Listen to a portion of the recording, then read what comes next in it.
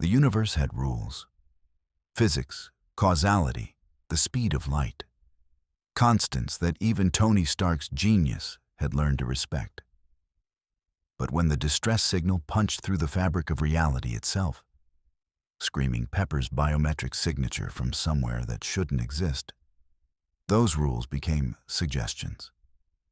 He'd been in the Mark 85 armor, halfway through a test flight over the Malibu coastline, when Jarvis detected the impossible.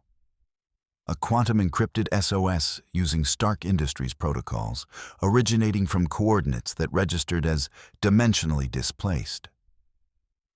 Tony didn't hesitate. He'd built the armor for impossible situations, and losing Pepper to some cosmic anomaly qualified. He angled toward the distortion forming over the Pacific, pushed the repulsors to maximum, and punched through a tear in space that tasted like ozone and felt like being turned inside out. The transition was violent.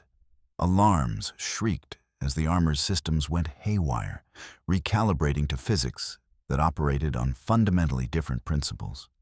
The HUD flickered between diagnostics and error messages, while Jarvis's calm British voice reported power fluctuations, navigational failure, and proximity alerts. Tony tumbled through a kaleidoscope of colors that shouldn't exist, his inner ears screaming that up and down had lost all meaning. Until suddenly, with a gut-wrenching lurch, reality reasserted itself. He emerged into the black of space, but not the space he knew. The stars were wrong, their positions utterly foreign to any stellar cartography Jarvis had ever mapped. And directly ahead, hanging in the void, like a colossal sculpture of grace and purpose, was a starship unlike anything Tony had ever seen. It was massive, easily 700 meters long, with a saucer-shaped primary hull connected to a cylindrical engineering section by a graceful neck. Two elongated nacelles swept back from the secondary hull, glowing with an internal blue luminescence that Tony's sensors couldn't quite classify. The hull was pale, almost pearl white, with elegant lines that suggested this civilization had evolved past the brutalist efficiency of human spacecraft design. Aztec patterns decorated the surface, and across the saucer's rim, bold lettering proclaimed, USS Enterprise, NCC 1701D. Jarvis, tell me you're getting this, Tony muttered, stabilizing his flight pattern as the armor's systems continued their frantic recalibration. Sensor data is inconsistent, sir, the AI replied, his usual certainty replaced with something approaching confusion. The ship's power signature suggests a matter-antimatter reaction regulated by crystalline matrices I cannot identify. The propulsion system appears to manipulate subspace, a dimensional framework not present in our universe. I am detecting approximately 1,000 life signs aboard, representing multiple species. Sir, I believe we have entered an entirely different reality. Yeah, I'm getting that. Tony's mind raced through the implications even as his heart hammered with a single, desperate question. Was Pepper here? Was she on that ship, or somewhere else in this alien cosmos? The distress signal had gone silent the moment he'd crossed over, leaving him with nothing but the fading echo of her biosignature and a universe of unknowns. The Enterprise's running lights pulsed in what might have been a pattern, communication maybe, or a warning. Tony's targeting systems remained offline, which was probably for the best. Starting an interstellar incident wasn't on his to-do list, even if these people had somehow ended up with Pepper. He needed information, cooperation, and a way to track that signal before the trail went completely cold. Jarvis, open a channel, all frequencies. Channel open, sir. Though I should note their communication protocols are USS Enterprise, Tony broadcasted, hoping the universal translator trope from every sci-fi show he'd half-watched actually had some basis in reality. This is Tony Stark. I'm not hostile, I'm not from around here, and I really need to talk to whoever's in charge. I'm looking for someone, and I think your sensors might have picked up the same distress call I followed through that dimensional rabbit hole. Can we talk this out like civilized people? Or do I need to? His HUD lit up with a new reading. A scanning beam, sophisticated and thorough, washing over the armor from bow to stern. They were analyzing him, taking his measure with technology that made S.H.I.E.L.D.'s equipment look like a child's toy. Tony forced himself to stay still, hands away from weapon systems, projecting non-aggression even as every instinct screamed to defend himself. Then, a voice, cultured, measured, with a hint of British formality and unmistakable authority, filled his helmet. "Mr. Stark, this is Captain Jean-Luc Picard of the Federation Starship Enterprise. Your arrival has been unexpected, and your technology is quite remarkable. We have indeed detected unusual quantum signatures in this sector, though I must confess your method of addressing them is rather more direct than our protocols typically allow." A pause, weighted with both curiosity and caution. "However, if you are searching for someone lost, then we share a common purpose. Lower your weapon systems, and we will bring you aboard. Let us see if we can help each other."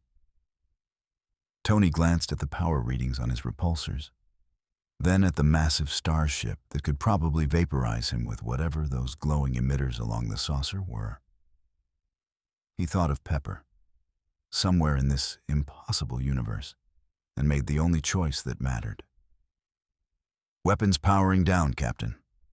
Let's talk. If you want to see more characters enter different universes, hit that subscribe button and drop the name of a character and the universe you'd want to see them in down in the comments below. To boldly go where no one has gone before." The Enterprise's hull shimmered, and a column of golden light engulfed the Iron Man armor.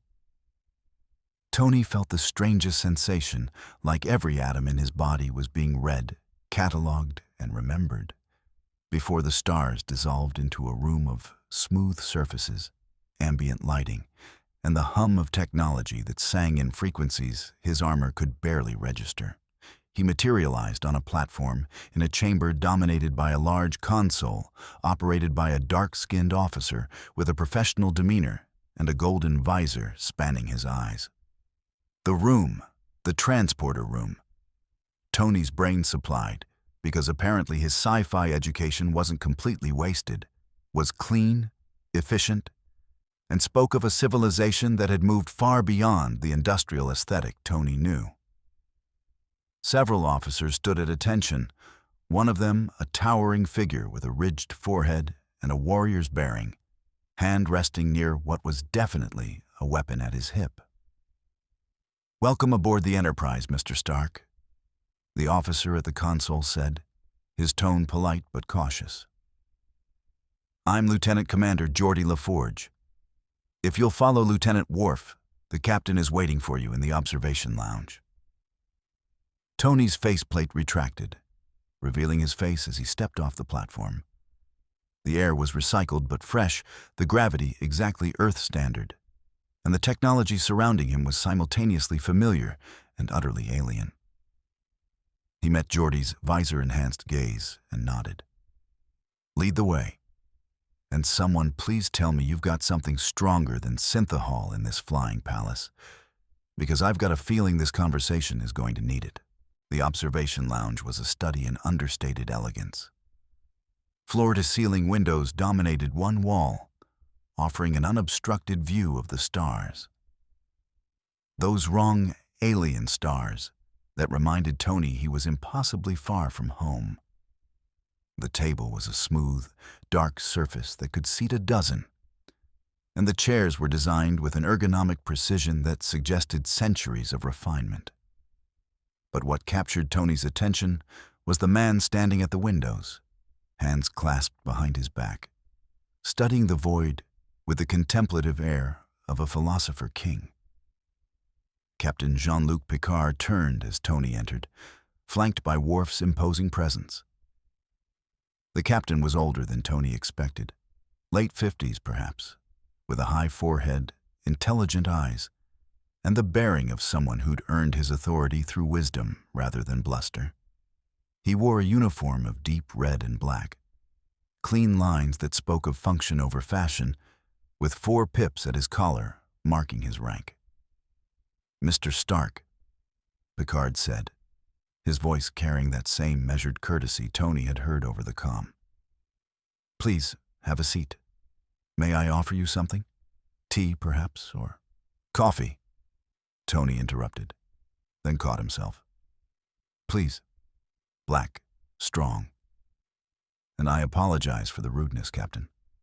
But every second we're talking is a second Pepper's out there alone." He didn't sit. Couldn't sit. The arc reactor's glow visible through his armor's chest plate as nervous energy radiated off him.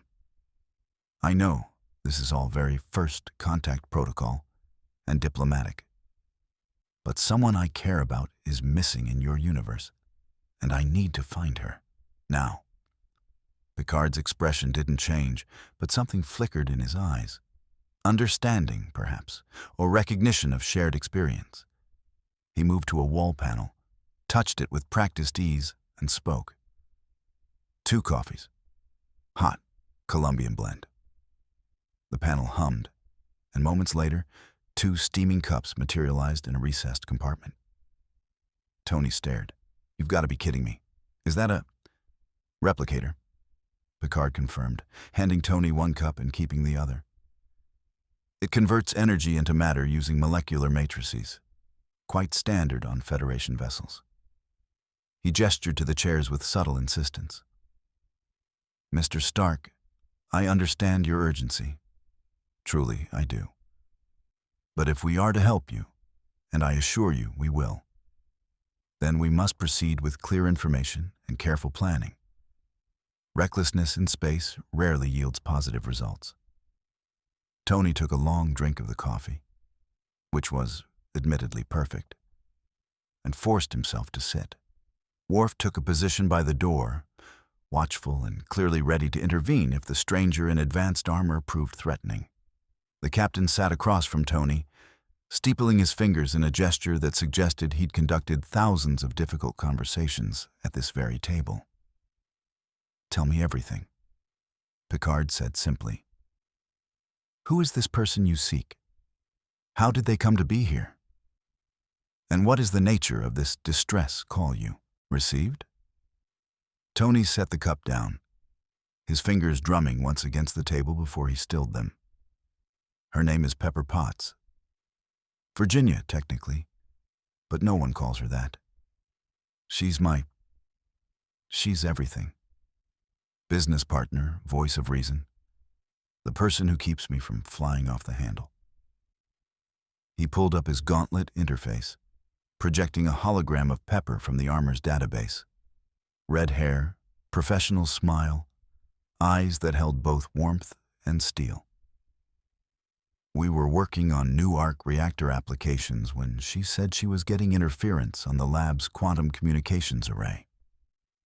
Next thing I know, Jarvis is screaming that there's a dimensional breach opening in the Pacific, and I'm picking up Pepper's biosignature, transmitting an SOS from coordinates that shouldn't exist."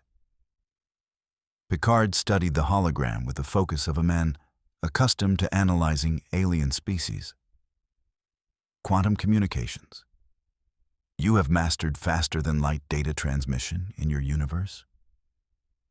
"Working on it," Tony admitted.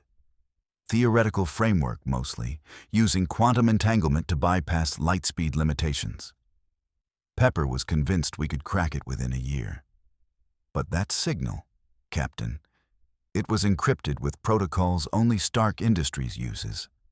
Security measures I built specifically so no one could fake a distress call from my people. It was her, and she was terrified. And you pursued this signal through an unstable dimensional anomaly without hesitation," Picard observed. And Tony couldn't tell if it was criticism or respect in his tone. "A considerable risk." "Yeah, well, You don't leave family behind. Tony's jaw tightened. Ever. I don't care if it's Thanos, a dimensional rift, or whatever passes for cosmic horror in your neighborhood. You go, you fight, you bring them home. End of story. Worf shifted slightly at the door, and Tony caught the Klingon's approving nod. At least someone here understood. Picard took a measured sip of his coffee, then leaned forward. Mr. Stark, the Federation has protocols for situations such as these. My chief science officer and chief engineer are already analyzing the spatial anomaly through which you arrived. We have considerable experience with subspace phenomena, temporal mechanics, and interdimensional breaches. If your friend is somewhere in this universe, our sensors can locate her. He paused, choosing his words carefully. However, I must ask, what are your intentions once we find her? You are heavily armed, and while I appreciate the versatility of your armor, I need to understand whether you intend to mount a rescue operation or a military assault.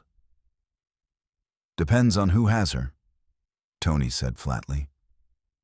If she's just lost and confused, great.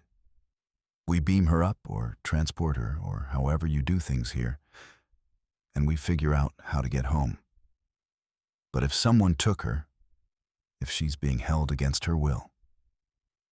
The repulsors in his gauntlets flickered with barely contained power. Then we have a problem. And I solve problems. With violence, Picard said, not quite a question. With whatever it takes. The captain set down his cup with deliberate precision, his eyes never leaving Tony's. Mr. Stark, you are now in Federation space and aboard a Starfleet vessel.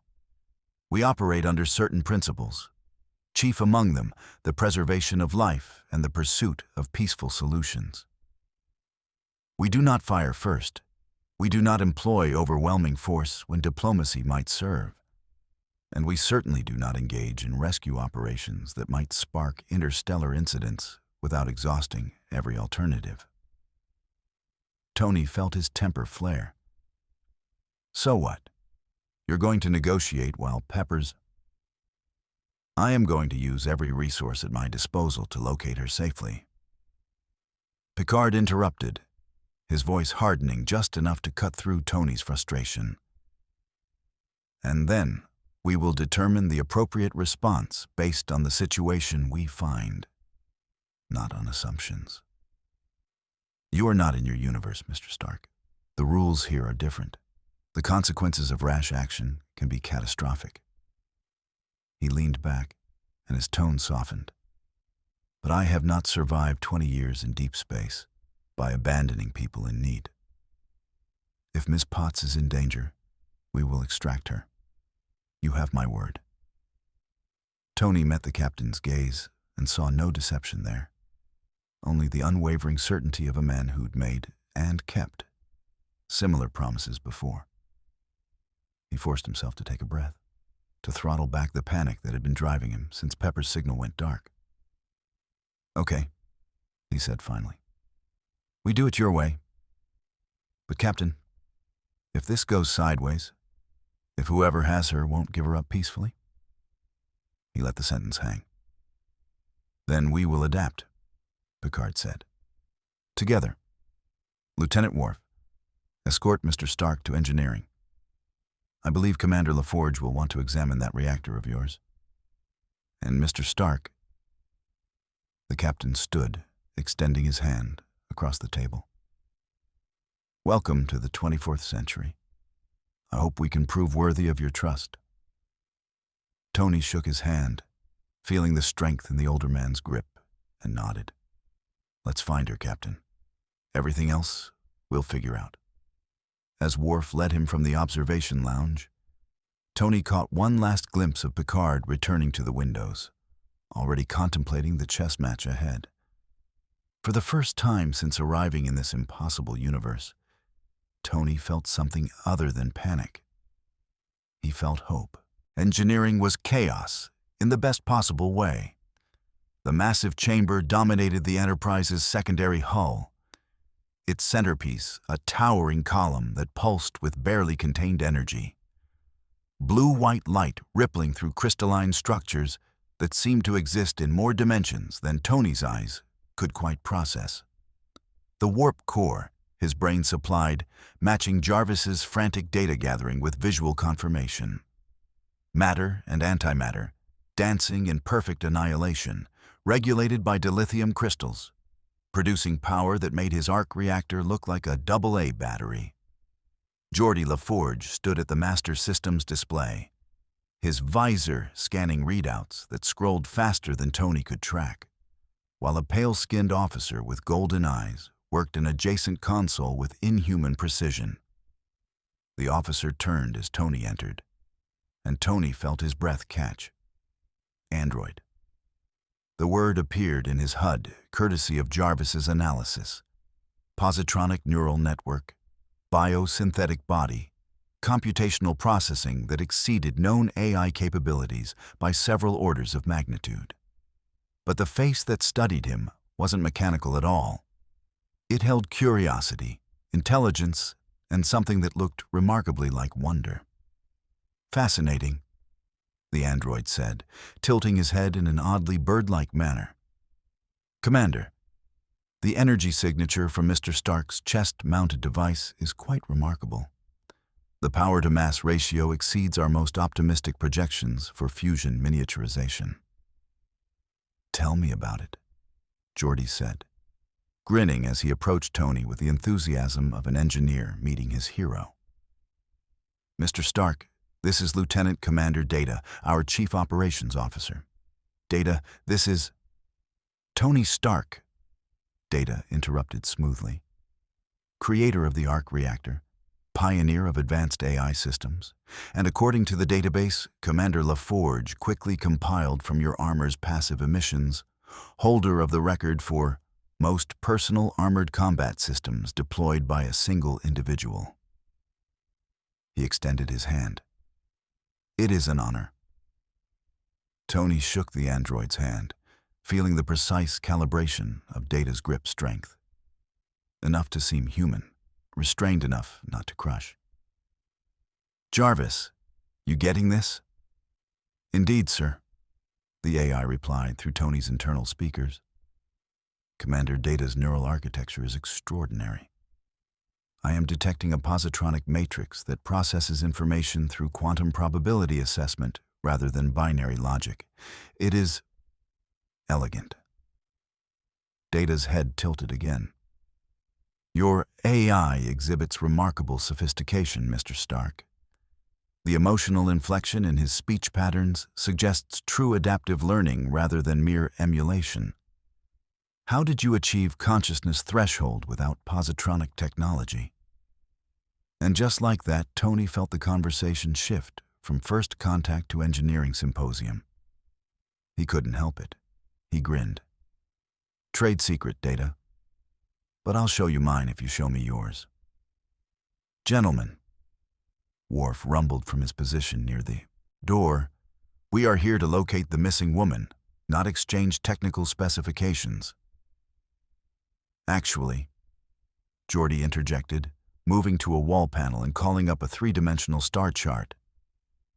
The two are related. Mr. Stark, your armor punched through a subspace tear, basically a rip between dimensional membranes. We've been scanning the region where you emerged, and we're picking up residual quantum signatures that match the energy profile of your reactor. He manipulated the display, highlighting a region of space marked with Federation cartography. The tear is collapsing, but slowly. If your friend came through the same breach, her quantum signature should still be detectable within a radius of approximately 10 light-years. Tony stepped closer to the display, his engineer's mind translating the alien interface into concepts he understood. 10 light-years? That's almost 60 trillion miles. How long would it take to search that? At Warp 6, approximately 4 days to conduct a comprehensive scan pattern. Data replied precisely.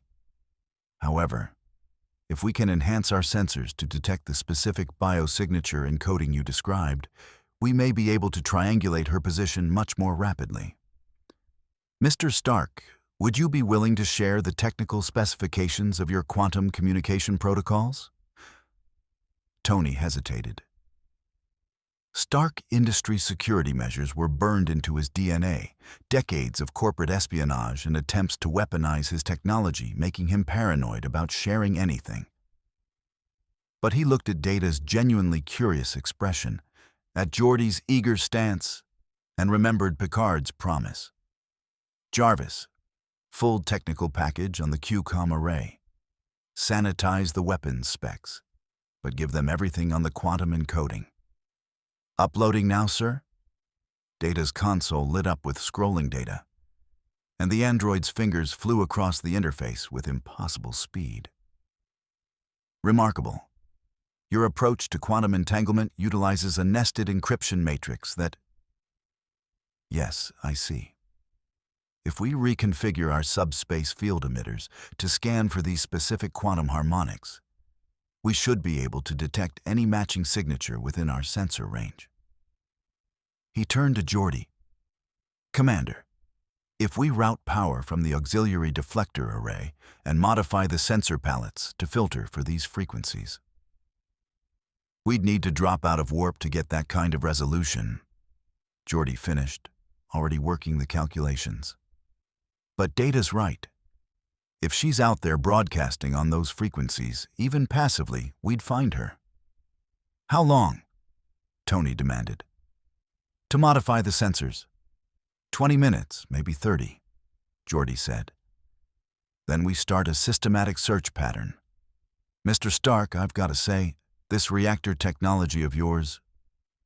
He gestured at the arc reactor's glow through Tony's armor. It's incredible.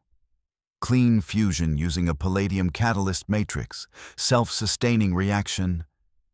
And from what I'm reading, you built the first prototype in a cave with spare parts? Long story, Tony muttered, uncomfortable with the admiration in Geordi's voice. Involving terrorists, car batteries, and a very bad week. Look, I appreciate the tech talk, but... An alert chimed across engineering, and every officer snapped to attention. Picard's voice came through the comm system, calm but carrying an undercurrent of urgency. All senior staff to the bridge. We have detected a vessel on long-range sensors, heading 037 Mark 215. Configuration matches Romulan warbird. They appear to be scanning the region where Mr. Stark arrived. Tony's blood went cold. Are Romulans the bad guys? Worf's expression darkened. They are complicated. Warriors with no honor, who fight from shadows and make war through deception. If they have detected the same quantum signatures we have, then they might be looking for Pepper too, Tony finished, his hands already curling into fists. Captain, I'm coming up. Jarvis, full armor protocols. If these Romulans have her, then we will proceed carefully. Picard's voice cut through the channel, brooking no argument. Mr. Stark, to the bridge. Commander LaForge, continue your sensor modifications. We may need every advantage if this escalates. Tony was already moving toward the door, but he paused long enough to meet Data's golden-eyed gaze. Find her, Commander. Please. We will do our utmost, Mr. Stark, Data replied. And something in his voice, that artificial yet sincere concern, reminded Tony that even androids could understand loyalty. The turbo lift carried him upward through the Enterprise's gleaming corridors, and Tony forced himself to think tactically. Romulans. Jarvis was already pulling cultural data from the ship's database. A secretive empire, advanced technology, cloaking devices that rendered ships invisible. A long history of Cold War with this Federation. If they'd intercepted Pepper's signal, if they'd taken her to leverage her knowledge or Tony's technology. The turbo lift doors opened onto the bridge, and Tony stepped into what could only be described as controlled chaos. The view screen dominated the forward wall, displaying a tactical plot where a green wireframe represented the Enterprise and a red icon marked the approaching Romulan vessel. Picard sat in the central command chair, an island of calm as officers fed him information from their stations. A woman with dark hair and empathic eyes, Counselor Troy, according to Tony's HUD, sat to his left, while a bearded officer occupied the right seat. "Captain?" The bearded officer, Commander Riker, first officer, reported. "The warbird is reducing speed. They're scanning the coordinates where the subspace tear opened." "On screen," Picard ordered. The view screen shifted, and Tony got his first look at a Romulan warbird. It was predatory, elegant in the way a bird of prey was elegant. All curves and implied violence, with a hull the color of old bronze and wings that swept back from a central body. It was smaller than the Enterprise, but looked faster, meaner, built for hit-and-run tactics rather than prolonged engagement. "They're hailing us, Captain," the officer at communications announced. Picard straightened in his chair, and Tony saw the diplomat slip into place like armor of his own. "On screen." The warbird disappeared, replaced by the bridge of the Romulan vessel. The commander was a woman, middle-aged and beautiful in a severe way, with the distinctive V-shaped forehead ridges of her species and eyes that calculated angles even as she smiled. "Captain Picard," she said, her voice carrying the precise diction of someone speaking a second language flawlessly. "How unexpected to encounter the Enterprise in this region. Surely you are far from your usual patrol routes." "Commander Sella," Picard replied, and Tony caught the tension in his voice. "We are investigating unusual subspace phenomena. I might ask the same of you. This region is Federation space, albeit near the neutral zone." "Unusual phenomena indeed," Sella purred, her eyes scanning the Enterprise bridge until they landed on Tony. Her smile widened. "And you seem to have acquired unusual guests. Fascinating armor, stranger. Technology I do not recognize. Tell me, does the Federation now recruit mercenaries?" Tony stepped forward before Picard could stop him, moving into Sella's line of sight. "The name's Stark, Tony Stark, and I'm looking for someone who came through that subspace tear you're so interested in. Human woman, red hair, about this tall." He gestured. "Answers to Pepper. You wouldn't happen to have seen her, would you?" Sella's expression didn't change, but something flickered in her eyes. Knowledge, calculation, triumph. A human woman. How intriguing. "We have detected unusual life signs in this sector, yes. Quantum signatures quite unlike anything in our databases.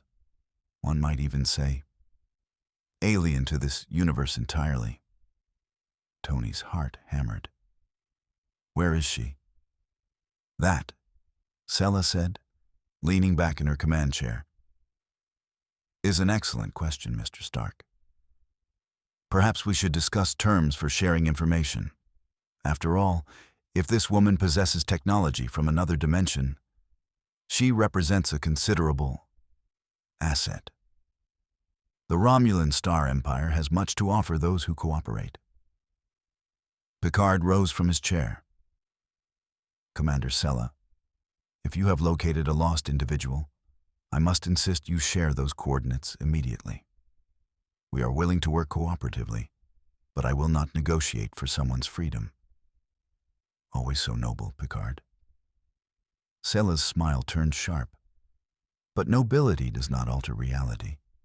If this woman has technology the Tal Shiar finds valuable, then she is already on her way to Romulus. Unless, of course, Mr. Stark would be willing to discuss an exchange. His armor's specifications for her location. A fair trade, wouldn't you say?" Tony's repulsors ignited with barely restrained fury, lighting up the bridge with their blue-white glow. Lady, I don't know how things work in your empire, but where I come from, kidnapping someone and demanding ransom is how you get your face redesigned. Tell me where Pepper is. Now. Mr. Stark, Picard said quietly, urgently. But Tony was already calculating firing solutions, Jarvis mapping the Warbird's shield emitters through the viewscreen transmission.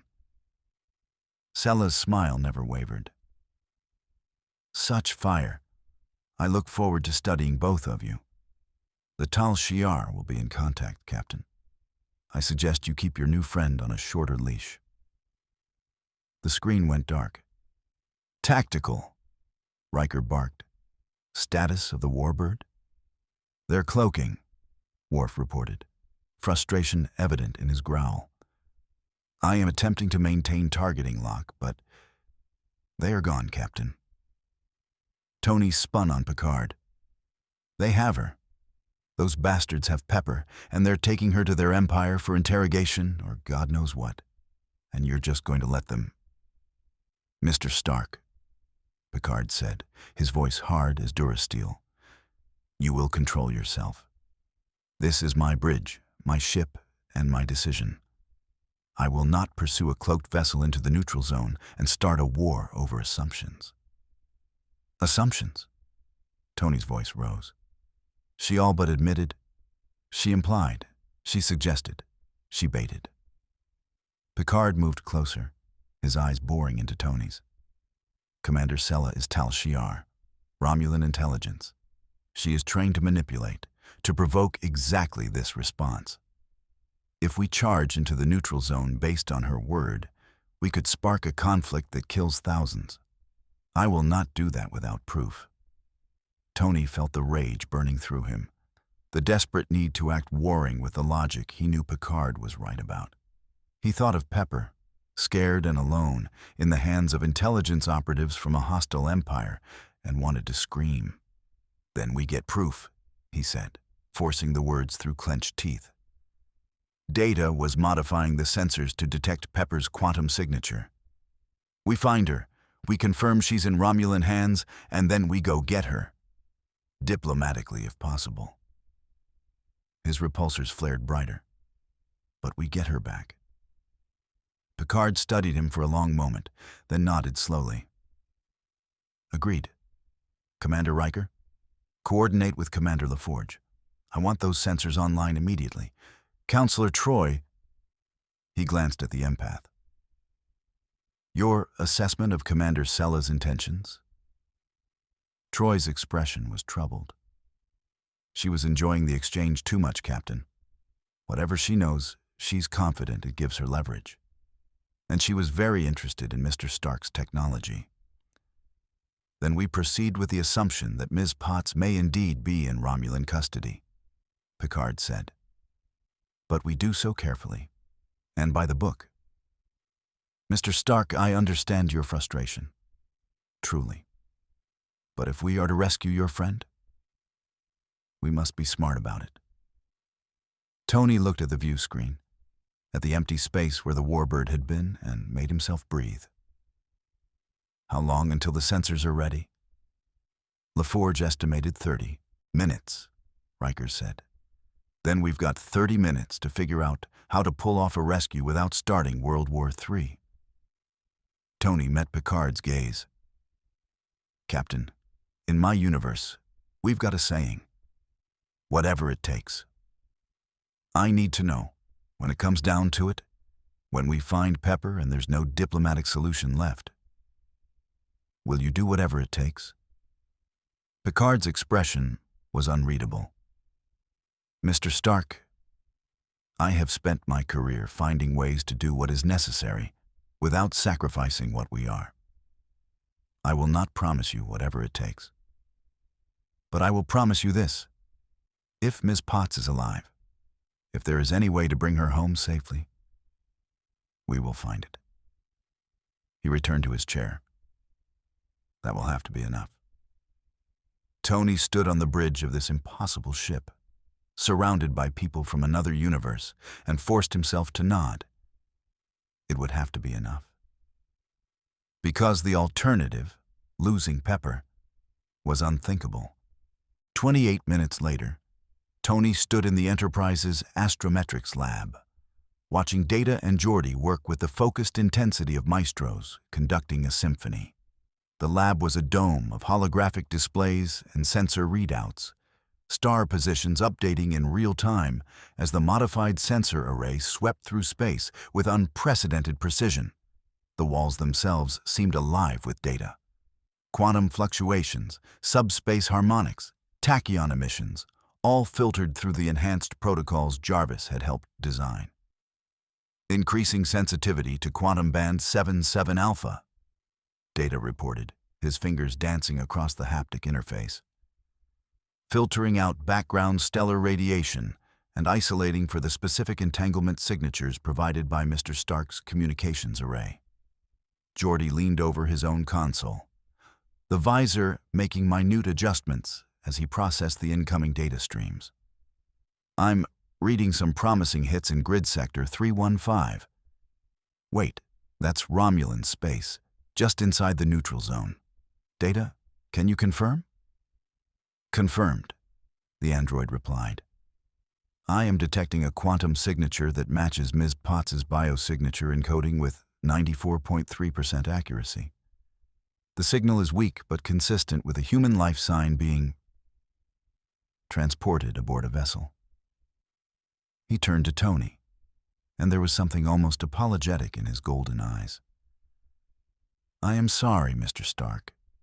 It appears Commander Sella was telling the truth. Tony's hands clenched. Where, exactly? Data manipulated the holographic display, zooming into a region of space marked with ominous red boundaries. The neutral zone, the no-man's land between Federation and Romulan territories. A blue icon pulsed at coordinates just on the Romulan side of the border. These coordinates, a small installation, classified in Starfleet intelligence databases as a Tal Shiar listening post. Minimal crew, rarely more than 50 personnel, but well defended with automated weapon systems and shield generators. A listening post, Tony said slowly, his tactical mind already working the problem. So, not a major military installation, lightly staffed, but designed to gather intelligence. He looked at Geordi. How heavily defended are we talking? What's their firepower compared to this ship? In a straight fight, the Enterprise would win, Geordi admitted. But Mr. Stark, that's not the issue. The issue is that base is in Romulan territory, across the neutral zone. If we attack it, if we so much as fire a single phaser blast at it, we've violated treaties that have kept the peace for decades. The Romulans would have every right to consider it an act of war. And thousands would die in the conflict that followed, Data added quietly. The Romulan Star Empire is a formidable military power. A war between the Federation and Romulans would be devastating. Tony turned away from the display, his mind racing through scenarios and discarding them just as quickly. Direct assault was out. Too much collateral damage, too many political consequences. Diplomatic channels could work, but Sella had already made clear she wasn't interested in simple negotiations. She wanted something, leverage, and she'd use Pepper to get it. Jarvis, he said quietly. Tactical analysis. What are our options? The AI's response was immediate, piped through Tony's internal speakers so only he could hear. Sir, the Romulan listening post has standard deflector shielding, but their shield harmonics are documented in the Enterprise database. If we could modulate your repulsor frequencies to match their shield rotation, you could potentially penetrate their defenses without triggering an alert. And get inside, Tony murmured. Precisely, sir. From there, it becomes an infiltration operation rather than an assault. Locate Ms. Potts, extract her using the armor's flight capabilities, and exit before the Romulans can mount an effective response. It was risky, incredibly risky, but it had the advantage of being surgical rather than explosive. No phaser fire, no photon torpedoes, just one man in advanced armor slipping past defenses and retrieving what was his. Tony turned back to find both Data and Geordi watching him with expressions he couldn't quite read. Concern, curiosity, and something that looked like they knew exactly what he was thinking. "There are other options," Data said carefully. "Captain Picard is currently consulting with Starfleet Command about diplomatic channels. Admiral Brackett has contacts within the Romulan Senate who might be persuaded to intervene. It would take time, perhaps several days, but it would not risk open conflict." "Several days," Tony repeated. "Several days with Pepper in the hands of people who are very good at extracting information from unwilling subjects." He shook his head. "No, we're not waiting for bureaucrats to have polite conversations while she's being interrogated." "Mr. Stark," Geordi said, his tone imploring, "I get it. Believe me. If someone I cared about was in there, I'd want to tear the place apart too. But we have to be smart. Captain Picard is a good man," Tony interrupted. "I see that. But he's constrained by protocols, treaties, chain of command. I respect that. Hell, part of me even agrees with it." He met their eyes, letting them see the determination there. "But I'm not Starfleet. I'm not bound by your treaties. And if I go in there alone, if I extract Pepper without the Enterprise firing a shot, then it's not an act of war, it's just one guy with advanced armor making a very aggressive rescue attempt." Data tilted his head in that characteristic gesture. "That is technically correct. However, the Romulans may not view the distinction as meaningful. If they trace your origin to the Enterprise, then Picard claims I went rogue, acted without authorization, and he'll even help them lodge a formal complaint," Tony said. "Political cover. The Federation doesn't take responsibility for the crazy guy from another dimension who doesn't follow the rules." Geordi and Data exchanged a look that spoke volumes of unspoken communication. Finally, Geordi sighed. "You're going to do this no matter what we say, aren't you?" "Would you wait?" Tony asked simply. "If it were someone you loved in there, would you really sit here running diplomatic scenarios while they suffered?" The silence was answer enough. "Okay," Geordi said, moving to a secondary console. "Okay, look, I'm not officially helping you with this, understand? But hypothetically, if someone were crazy enough to attempt an infiltration of a Romulan listening post, they'd need to know that Romulan shields rotate on a variable frequency cycle. The pattern is in our tactical database, and if someone were to, say, download that information to their armor systems..." He trailed off meaningfully, and Tony felt a surge of gratitude for this engineer who was willing to bend rules for the right reasons. "Hypothetically appreciated," Tony said. "Jarvis, you getting this?" "Already downloaded, sir. Calculating optimal approach vectors and shield penetration windows." Data stepped closer, and when he spoke, his voice carried an earnestness that reminded Tony this android was more human than many biological people he'd known. "Mr. Stark, if you proceed with this course of action, you should know that the listening post contains automated defense systems, disruptor turrets, security fields, biometric scanners. The Tal Shiar will not make your infiltration easy." "Nothing worth doing ever is," Tony replied. "Data, I don't suppose you've got blueprints for this place?" "I do not. However, standard Tal Shiar installations follow predictable architectural patterns. Detention areas are typically located in lower levels, heavily shielded against transporter signals. You would need to locate Ms. Potts through life sign detection and extract her manually. So find her, grab her, fly out before they know what hit them. Tony nodded. I've done harder. When? Geordie asked skeptically. Tony grinned without humor. Tuesday. The door to Astrometrics hissed open, and Picard strode in with Riker at his side. The captain's expression was grave, and Tony knew immediately that whatever diplomatic channels he'd been exploring hadn't yielded results. Mr. Stark, Picard said without preamble, Starfleet Command has confirmed that diplomatic options regarding Ms. Potts' situation are limited. The Romulan Senate has officially denied any knowledge of her presence in their territory. And without concrete proof of her location, they will not authorize a search.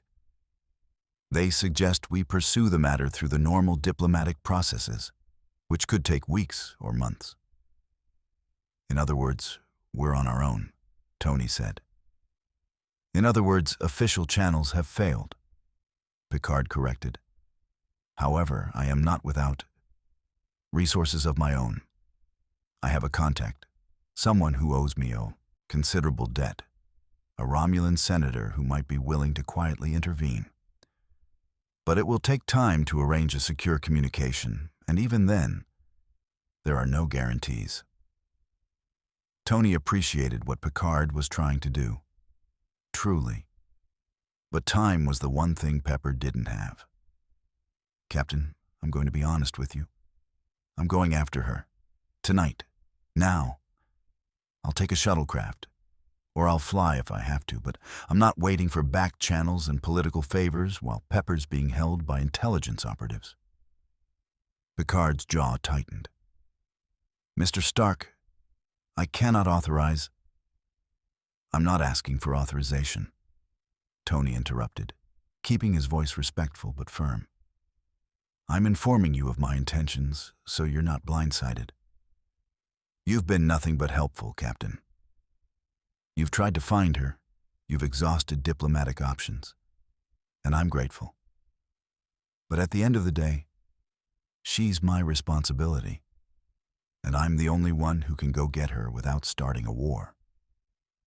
You cannot know that, Riker said, his commander's instinct clearly opposed to the entire plan. If the Romulans detect you, if they engage you with their defense systems and you're forced to return fire, then it's an infiltration gone wrong, not an act of war by the Federation, Tony replied. Commander, I've spent a decade putting myself between threats and innocent people. This is what I do, and I do it alone, so no one else has to take the fall. Picard studied him for a long, considering moment, and Tony could almost see the internal debate playing out behind those thoughtful eyes. Duty versus compassion, protocol versus pragmatism. Finally, the captain spoke, his words measured and careful. Mr. Stark, I cannot officially sanction a unilateral rescue Continue 27 Nova operation into Romulan territory. Such an action would be in direct violation of treaty and my standing orders. He paused, then continued with deliberate emphasis. However, you are not a member of Starfleet.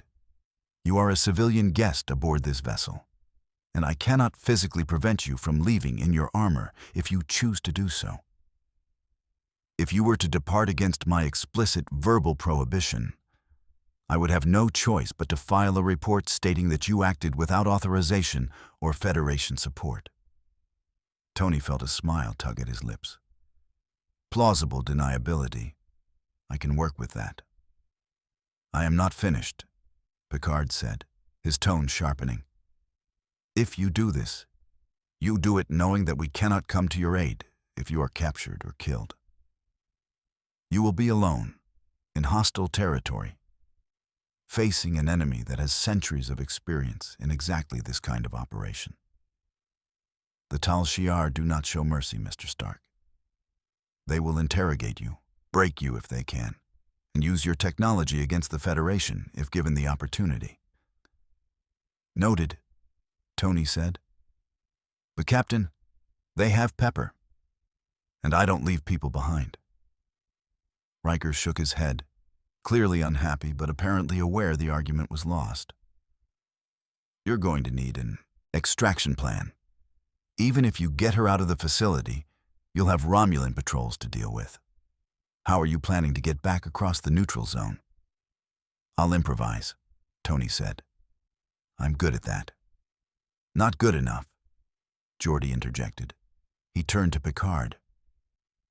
Captain, hypothetically speaking, if someone were monitoring subspace frequencies in that region, they might detect a distress beacon. And if that beacon happened to be broadcasting from coordinates just on our side of the neutral zone, we'd have every right to investigate. Maybe even send a shuttlecraft to provide assistance. Picard's expression didn't change, but something flickered in his eyes. Approval, perhaps, or resignation. That would be an unfortunate navigation error on Mr. Stark's part, to drift back into Federation space while in distress. But I suppose such things do happen in hostile territory. I'll make sure to drift in the right direction, Tony said, understanding the lifeline being offered. Gentlemen, I need to suit up and run final diagnostics. How long until we're within range of that listening post? At maximum warp, 3 hours, data supplied. The Enterprise will position itself as close to the neutral zone as permitted, minimizing your flight time to the target. Then I've got 3 hours to plan the perfect infiltration. Tony nodded to each of them in turn. Captain, Commander, Data, Geordi, thank you for everything. I know this puts you in a difficult position. We are Starfleet officers, Mr. Stark, Picard said quietly. We signed up for difficult positions. But I want you to understand something. If this operation fails, if you are captured or killed, I will not be able to mount an official rescue. The political consequences would be too severe. Understood, Tony said. But if it succeeds, if I get Pepper out safely, we're going to have a hell of a story to tell. Picard almost smiled. Indeed, Mr. LaForge, Mr. Data, please provide Mr. Stark with all tactical information we have on Romulan listening posts. Commander Riker, inform the bridge crew that we are repositioning to the neutral zone for sensor calibration exercises. As the officers dispersed to their tasks, Tony caught Picard's arm. Captain, one more thing. If I don't make it back, if this goes sideways, tell Pepper I tried. Tell her I came for her. Picard met his gaze with the solemnity of someone who delivered too many such messages in his career. I will. But Mr. Stark, I suggest you plan on delivering that message yourself. In my experience, the ones who assume they will fail are the ones who usually do. In my experience, Tony countered, the ones who fight for people they love are the ones who find a way to win. He turned and headed for the turbo lift, his mind already racing through approach vectors, infiltration routes, and extraction scenarios. Jarvis was compiling data, running simulations, calculating probabilities. The odds weren't great. Estimated success rate hovering around 43%, with a 17% chance of capture and a 12% chance of fatal engagement. But Tony had beaten worse odds. He'd built the first Iron Man armor in a cave with a box of scraps. He'd flown a nuclear missile through a wormhole knowing he might not come back. He'd fought gods and monsters and his own demons. He could do this. He would do this. Because somewhere in that Romulan listening post, scared and alone in an alien universe, Pepper was waiting. And Tony Stark always kept his promises. The Enterprise hung in space like a ghost at the edge of the neutral zone. Running lights dimmed to minimum, sensor array focused on the coordinates Data had identified. Tony stood in the shuttle bay, running final diagnostics on the Mark 85, while Geordi made last-minute adjustments to a signal amplifier they'd rigged together. A hybrid of Stark and Starfleet technology that would boost the distress beacon when the time came. "You're sure this thing will work?" Tony asked, watching Geordi's visor sweep over the device with microscopic precision. 97% certain, Geordi replied, sealing the amplifier's casing and handing it to Tony. "It's designed to broadcast on Federation emergency frequencies, but with enough power to punch through any jamming the Romulans might try. Just activate it once you're back across the neutral zone, and we'll pick you up within minutes." Tony clipped the amplifier to his armor's utility belt. "And if I can't make it back across?" Geordi's expression was grim. "Then you'd better hope the Romulans are in a negotiating mood, because we can't come get you." "Comforting," Tony muttered. He ran through the HUD checklist one more time. Repulsors at full capacity, unibeam charged, Jarvis running predictive combat algorithms, shield modulation frequencies locked to Romulan rotation patterns. Everything was green. Everything was ready. Everything except him. "Mr. Stark," came Picard's voice over the shuttle bay comm. "We are in position. Romulan patrol patterns indicate you will have a 7-minute window before their next sweep of this sector. I suggest you use it." "On my way, Captain." Tony engaged the helmet, feeling the familiar click hiss as it sealed around his head, the HUD lighting up with tactical overlays and targeting reticles. The world filtered through technology, through layers of protection and power. And for a moment, he felt invincible. Then he thought of Pepper. Brilliant, capable Pepper who'd seen through every layer of armor he'd ever worn and loved him anyway. And the invincibility evaporated into something more fragile and more powerful. Desperate determination. "Geordi," he said, extending his gauntleted hand. "Thanks for everything. Tell Data I'll buy him a drink when this is over." "Do androids drink?" "Actually, he can," Geordi said, shaking Tony's hand firmly, though his preference for vodka is peculiar. He stepped back, his expression serious.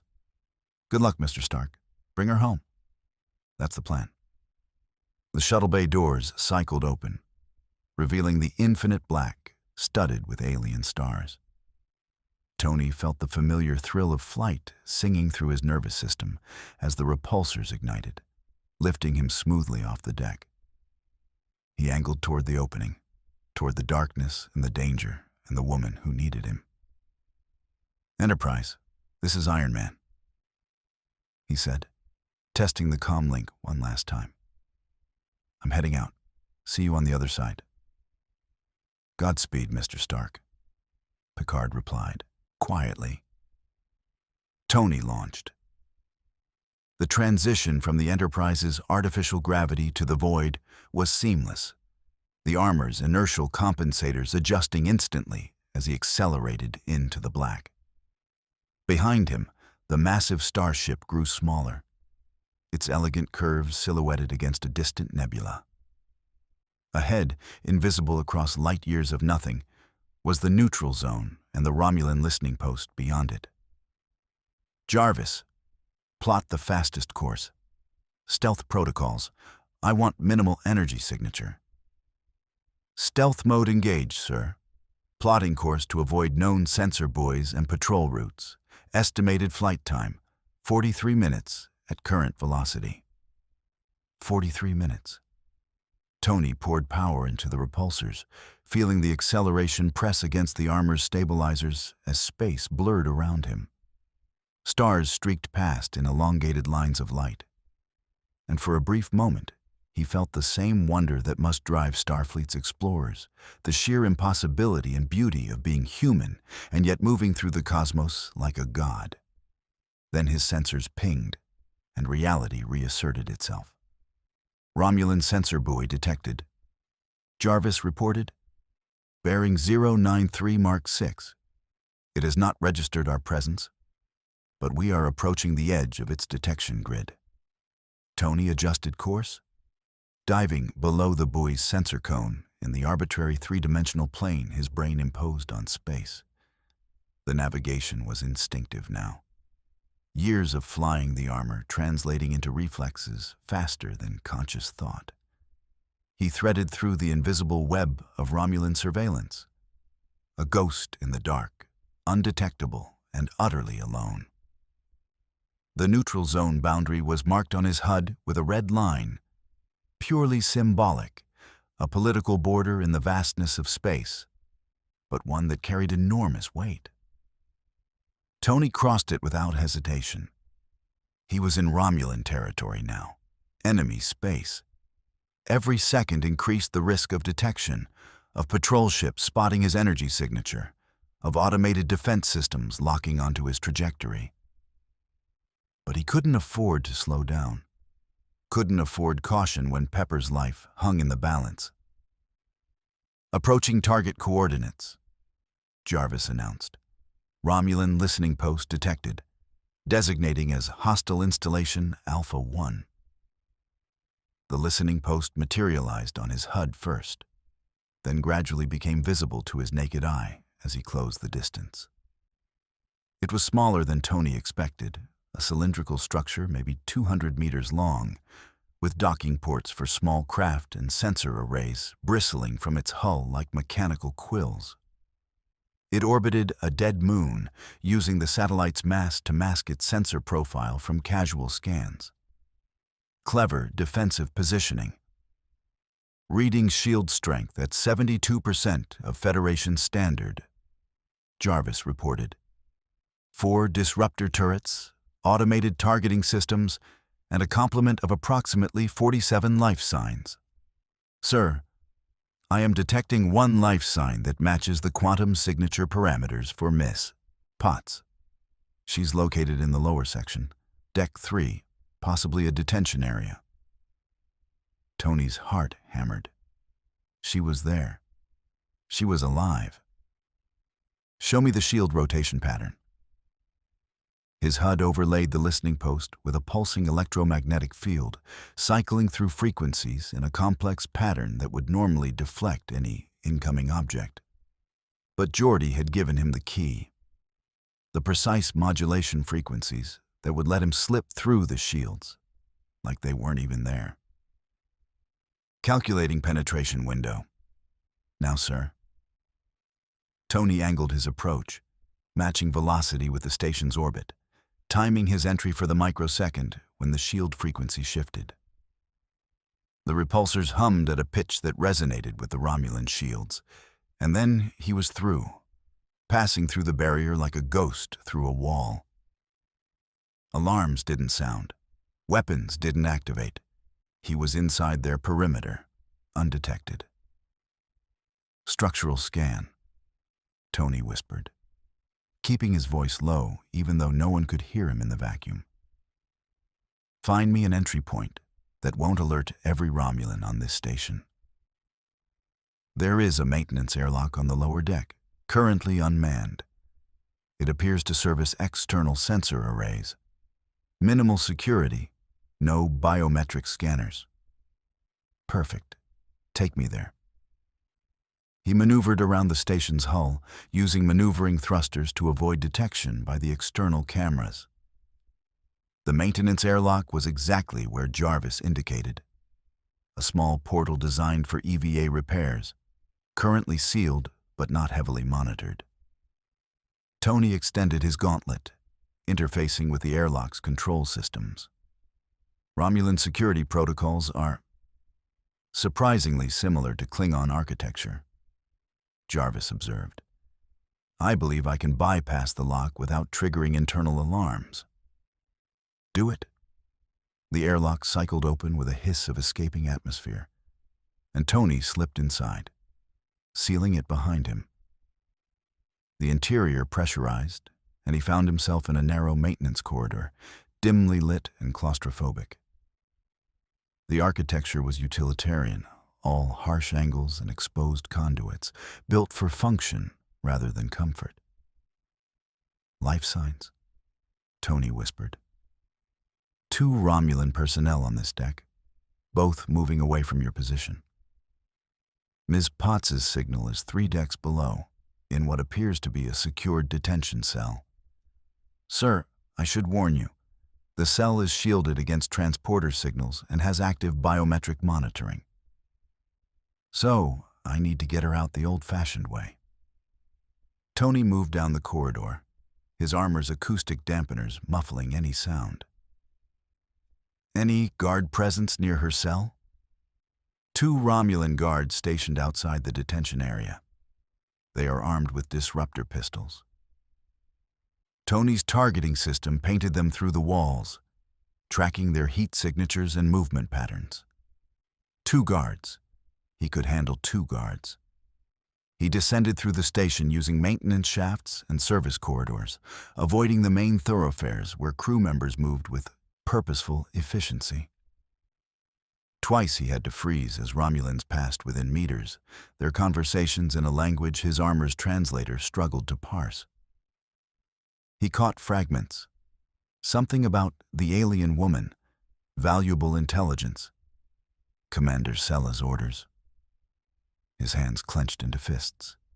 If they'd hurt her, if they'd so much as... Calm yourself, sir, Jarvis said quietly. Elevated stress hormones will impact your tactical performance. Tony took a breath, forcing the rage down into something colder and more useful. He reached the detention level and edged to a corner, peering around to see the 2 guards standing at attention outside a reinforced door. They were alert, professional, hands near their weapons. Non-lethal takedown, Tony murmured. Repulsor stun setting. Configured, sir. Though I should note that Romulan physiology may react unpredictably to...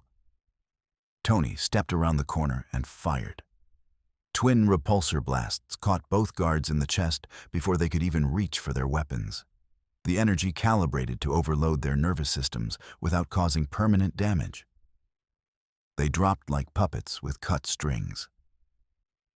So far, so good, Tony muttered, moving to the detention door. The lock was more sophisticated than the airlock. Biometric scanner, encryption protocols, probably tied into the station's central security. Jarvis, how long to crack this? Approximately 90 seconds, sir. However, the attempt will likely trigger a silent alarm. Then we've got 90 seconds before this place becomes very unfriendly.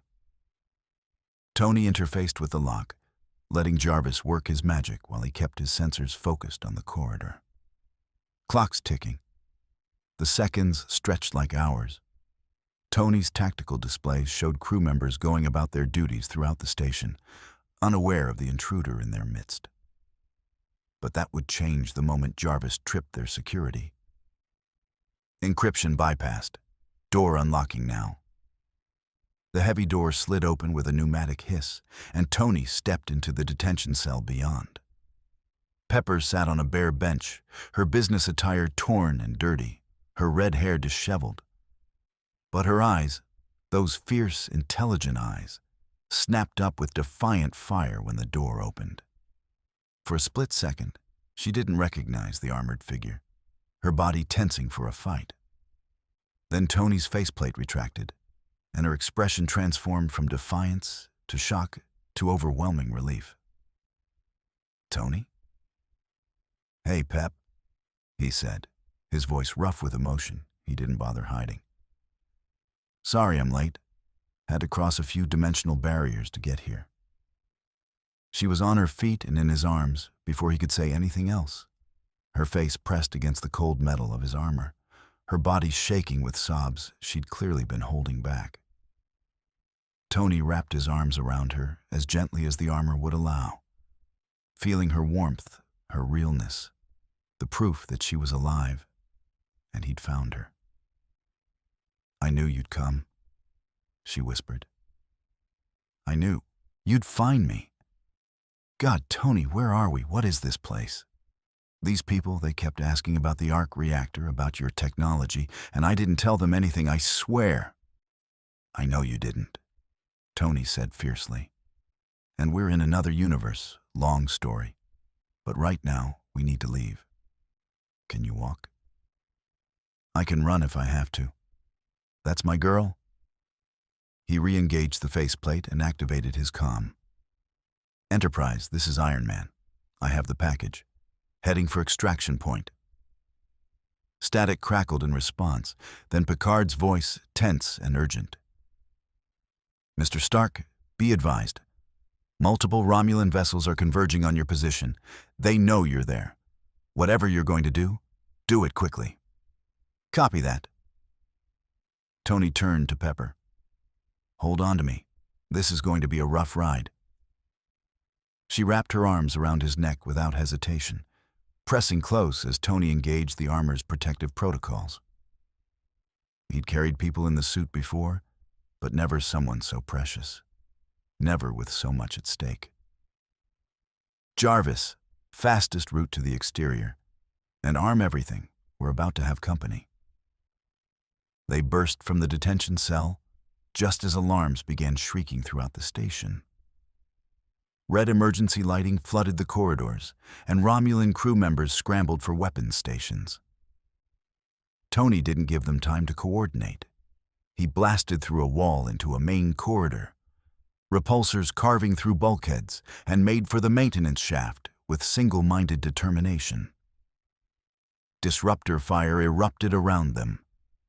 Green energy bolts splashing against his shields as Romulan security opened fire. Tony returned fire with calculated precision, targeting weapons rather than people, disabling rather than killing. He told himself it was tactics. Dead enemies created martyrs, disabled ones just created problems for their commanders. But part of him knew it was Picard's influence, the captain's insistence on preserving life even in combat. They reached the maintenance shaft, and Tony poured power into the repulsors, rocketing upward through the narrow tube with Pepper clinging to him desperately. Behind them, the Romulans were regrouping, coordinating their response. He had maybe 30 seconds before they sealed every exit and locked down the station completely. Hull breach in 5, 4, 3. Tony's unibeam carved through the station's outer hull, explosive decompression ripping the opening wider as atmosphere vented into space. Emergency bulkheads slammed down throughout the station, isolating the breach. But by then, Tony and Pepper were already through, soaring out into the void with the listening post's defensive turrets tracking their flight. Disruptor fire followed them into the black, energy bolts that would have been instantly fatal if they'd connected. But Tony was faster, weaving and dodging with the desperate grace of a man who'd spent years being shot at by things that wanted him dead. The repulsors screamed at maximum output as he accelerated away from the station, building velocity, putting distance between them and the Romulan guns. 3 Romulan patrol ships inbound, Jarvis reported. ETA, 2 minutes. Sir, we need to cross the neutral zone before they intercept. Working on it, Tony gritted out, angling toward Federation space with every ounce of power the suit could generate. Pepper was silent against him, trusting him completely, even as they fled through vacuum with an enemy fleet bearing down on them.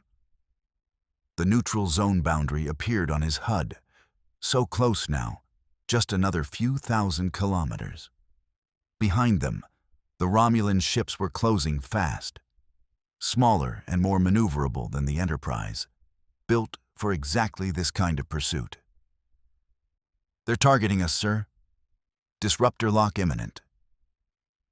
Tell me something I don't know, Tony snapped, pushing the repulsors past safety limits, feeling the heat build up even through the armor's cooling systems.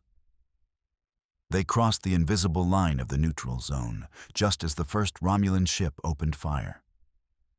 Now, Jarvis, hit the beacon. The signal amplifier activated. broadcasting their position on every Federation emergency frequency with enough power to punch through half the sector.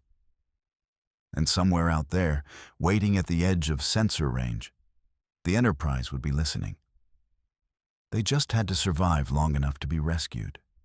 Space erupted into a deadly light show as 3 Romulan patrol ships converged on Tony's position, their disruptor banks firing in coordinated patterns designed to box him in. He twisted and dove, the armor responding to his commands with microsecond precision. But each dodge brought him closer to their targeting solutions. With Pepper in his arms, he couldn't risk the extreme maneuvers that might shake them. A sudden direction change at this velocity could snap her neck or crush her against the armor despite his best efforts to protect her. Jarvis, distance to Enterprise. 12,000 kilometers and closing. Captain Picard has acknowledged our distress beacon and is moving to intercept, but sir, the Romulan vessels are between us and the Enterprise. They're attempting to cut off our escape route. A disruptor bolt grazed Tony's left shoulder, shields flaring crimson as they absorbed the impact. The armor's power reserves dropped 3%. Another hit like that, maybe 2 more, and the shields would fail completely. "Tony," Pepper said against his chest plate, her voice remarkably steady despite the circumstances. "I don't suppose you have a plan beyond fly really fast?" "Still workshopping it," Tony admitted, angling toward a nearby asteroid field that his sensors had mapped. If he could use the rocks for cover, create some separation, buy them maybe another minute. The lead Romulan ship fired again, and this time Tony wasn't fast enough. The disruptor bolt caught him in the back, shields collapsing under the assault, energy bleeding through to scorch the armor's outer plating. Alarms shrieked in his helmet as damage reports cascaded across the HUD. "Shields at 18%. Sir, another direct hit will—" "I know." Tony dove behind a tumbling asteroid, using the rock mass as temporary protection while the shields struggled to recharge. Through the HUD, he could see the Romulan ships spreading out. Flanking his position, their commanders smart enough to know he was cornered. Behind them, still too far away to intervene, the Enterprise's massive profile appeared on long-range sensors. One of the Romulan ships moved to block his line to the Federation starship. The commander's voice crackled over an open channel, the universal translator rendering his words with cold precision. "Attention, armored intruder. You have violated Romulan sovereign territory and assaulted a military installation. Power down your systems and prepare to be taken into custody. Resist, and we will disable you by force. You have 10 seconds to comply." "Tony," Pepper whispered urgently, "maybe we should—" "Not happening." Tony cut her off. "I didn't cross dimensions to hand you back to these people." He cycled through weapons options, calculating firing solutions, running scenarios that all ended badly. 3 ships, fresh weapons, full shields versus his damaged armor and dwindling power reserves. The math was brutal. But math had never stopped him before. "Jarvis, remember that crazy stunt we pulled over the Chrysler building? The one you said had a 4% probability of success?" "Sir, that maneuver nearly killed you, and you had full power reserves at the time. In your current state, 4% is better than 0. Prep the unibeam for maximum discharge. Everything we've got left." "Tony, what are you—" Pepper started. "Trust me," Tony said, then opened a channel to the Enterprise. "Captain Picard, I'm about to do something monumentally stupid. When you see your opening, take it." Picard's response was immediate, his command voice cutting through the static. "Mr. Stark, do not engage those vessels. That is a direct order. You are outnumbered and—" "5 seconds, Captain," Tony interrupted, ignoring the Romulan countdown that had reached 3. "Get ready to play hero." He burst from behind the asteroid with the repulsors at full burn, flying directly at the lead Romulan ship in what appeared to be a desperate ramming attempt. The Romulan commander reacted exactly as Tony predicted. They'd want him alive, if possible, his technology intact for study. So they held fire for a crucial half-second while their tractor beam attempted to lock on. That half-second was all Tony needed. The unibeam discharged with every remaining erg of power from the arc reactor, a coherent energy beam that carved through space with the brightness of a small sun. It wasn't aimed at the ship's hull. That would have been an act of war, the killing blow that would give the Romulans justification for full retaliation. Instead, Tony targeted their shield generator. The precise coordinates provided by the Enterprise's tactical database. The beam struck home.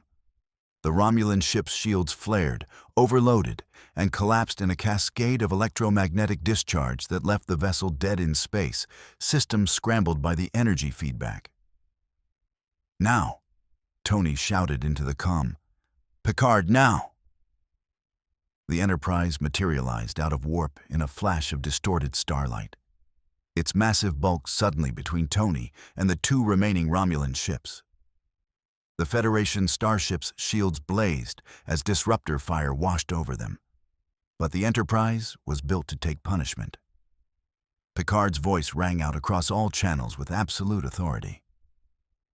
"Romulan vessels, this is Captain Jean-Luc Picard of the Federation Starship Enterprise. You are firing on a Federation asset in Federation space. Stand down immediately, or we will interpret your actions as an act of war." "The criminal violated our territory," the Romulan commander snarled back.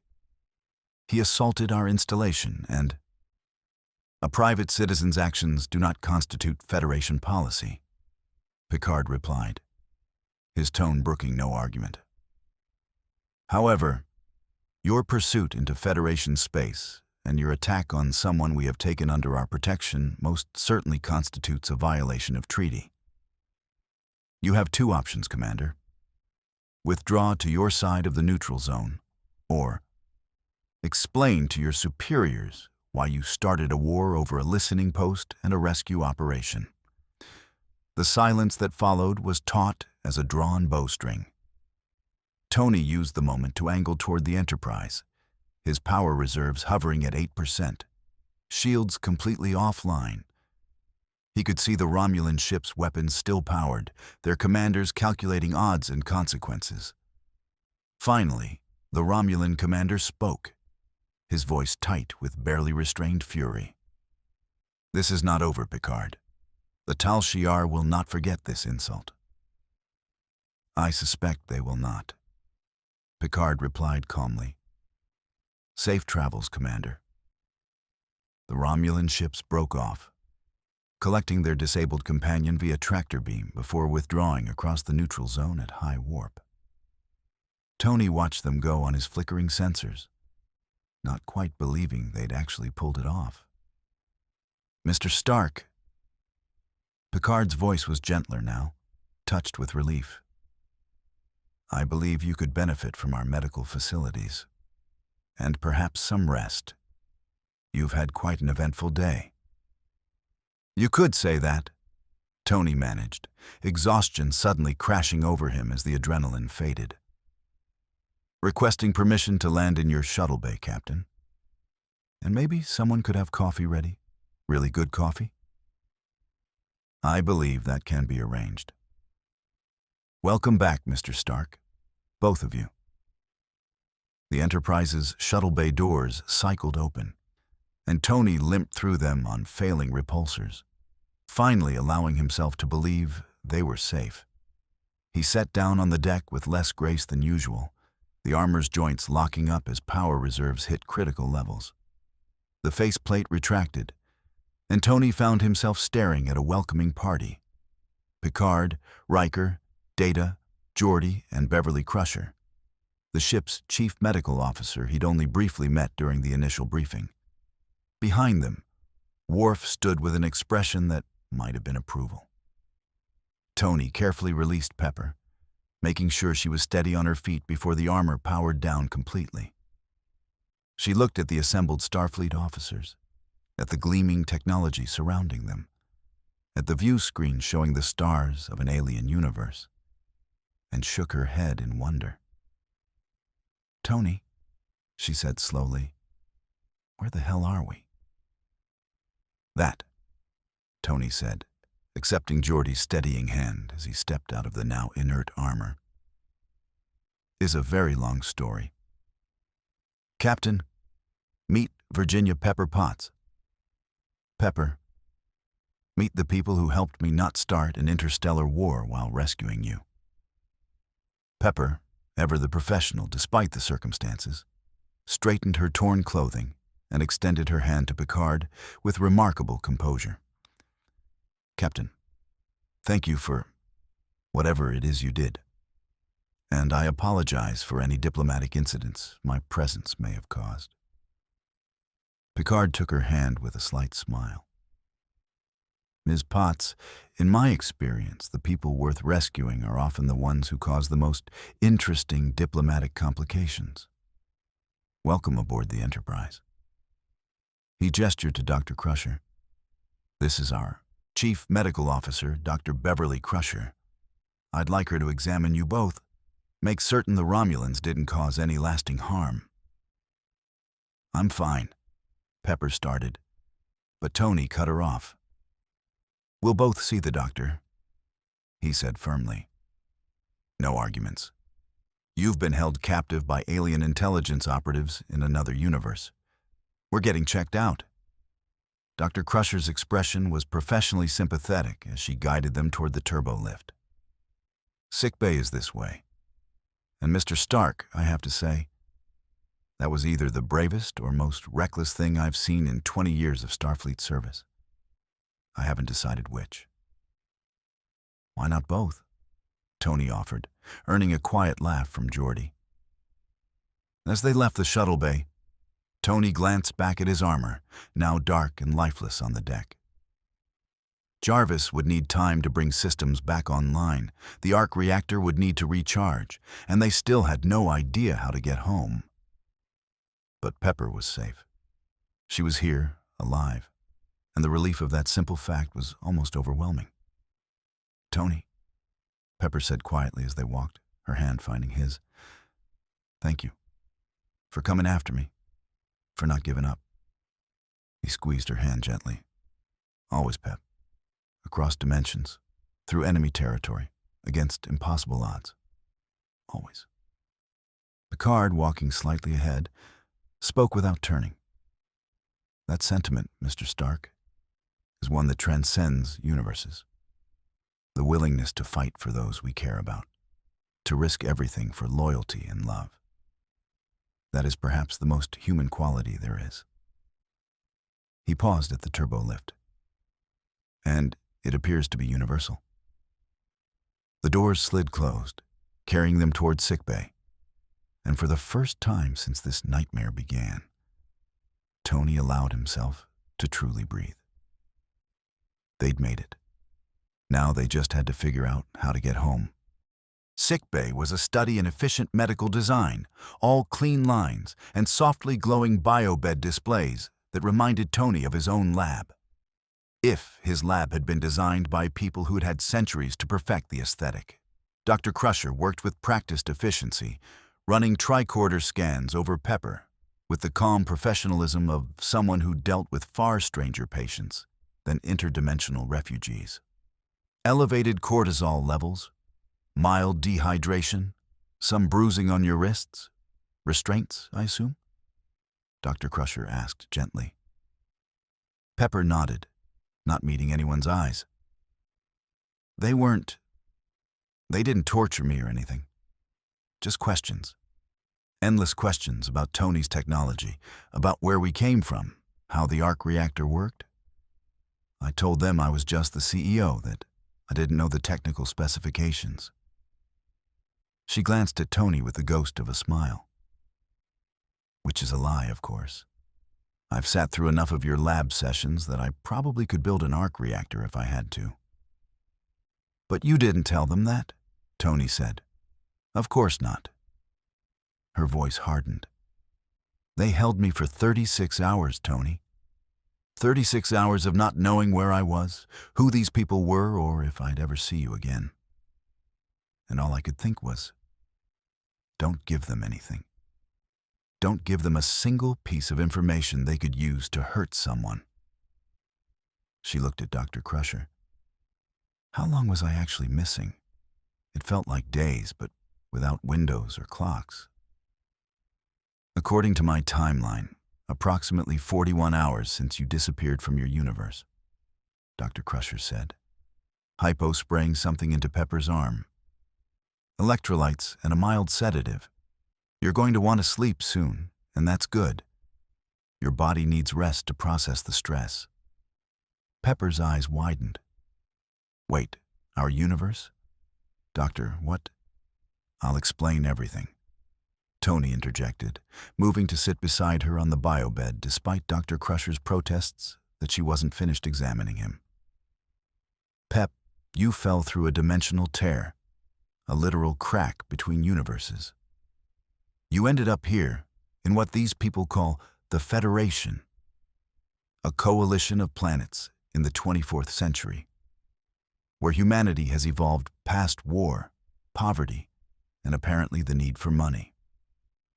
Pepper stared at him, processing this information with the same analytical mind that made her such an effective CEO. A different universe, the 24th century. That's why nothing they said made sense. They kept referencing planets and species I'd never heard of. The Tal Shiar, the Federation, something about a neutral zone. She looked at Dr. Crusher. You're human? I am, Dr. Crusher confirmed with a gentle smile. Though humanity here has had a few more centuries to grow up. We've met over 300 different species, formed alliances, explored thousands of star systems. And yes, we've learned to live without money or scarcity. Replicator technology, the same system that made your coffee earlier, can produce almost anything from base energy, food, medicine, spare parts. That's impossible, Pepper said automatically, then caught herself.